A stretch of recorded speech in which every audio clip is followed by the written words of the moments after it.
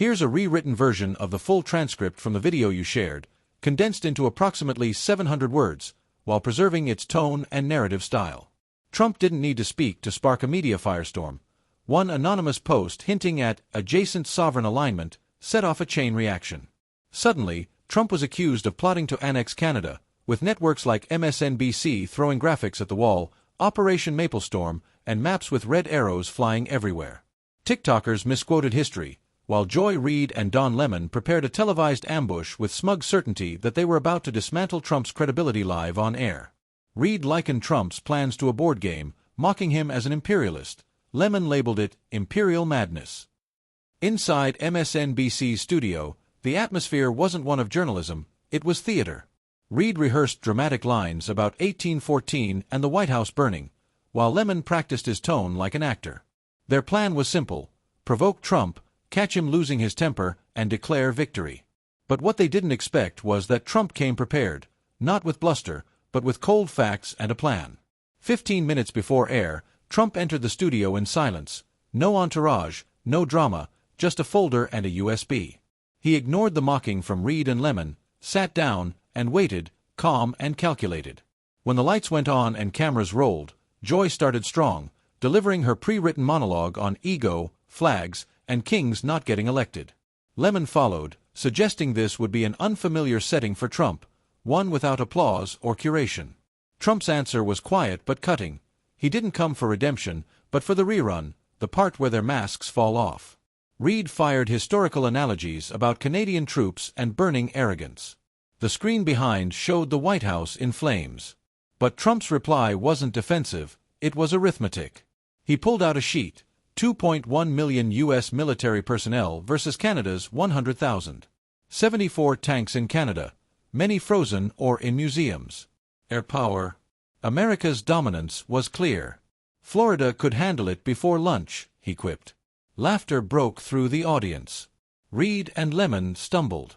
Don tried to redirect, bringing up DoorDash and burritos paid in installments, trying to frame Trump's America as one where the working class is crushed by deferred payments.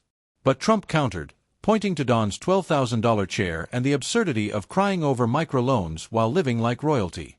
You don't want people free, you want them safe enough to need you forever, Trump said. The crowd shifted. Trump was no longer defending, he was leading.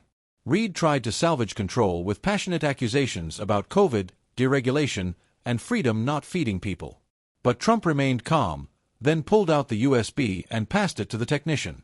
What played next was damning: Joy and Don's off-air comments mocking the poor. They always pay extra, fintech sheep, they said. The studio erupted, not in applause, but stunned betrayal. Some audience members stood, whispered, gasped. Reid tried to laugh it off, a joke, taken out of context, but it was too late. Trump said only one line: "You didn't get exposed. You just got quoted." The show imploded. Lemon blurted, "We're out of time," his voice cracking. Reid's mic caught a muttered curse. The internet exploded. Within hours, #JoyExposed, #FintechCattle, and #TrumpWasRightAgain were trending. By morning, Joy was suspended. Don's live stream apology was bombarded with sheep emojis until he deleted it all. Lawsuits followed.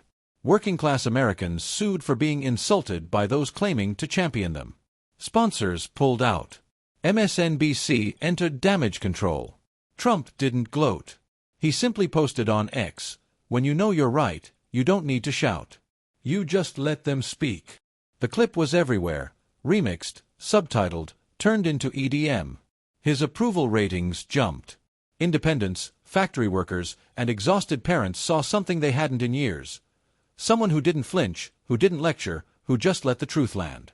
As Joy left the MSNBC building, there were no reporters shouting, no red carpets. Her power was gone. Meanwhile, a middle-aged couple in a quiet diner watched the replay. "Finally," the man said, sipping coffee. "Someone who tells the truth and knows when to unmute the damn mic." His wife nodded. About damn time someone let them hang themselves with their own words. And no one changed the channel. The truth, this time, spoke for itself.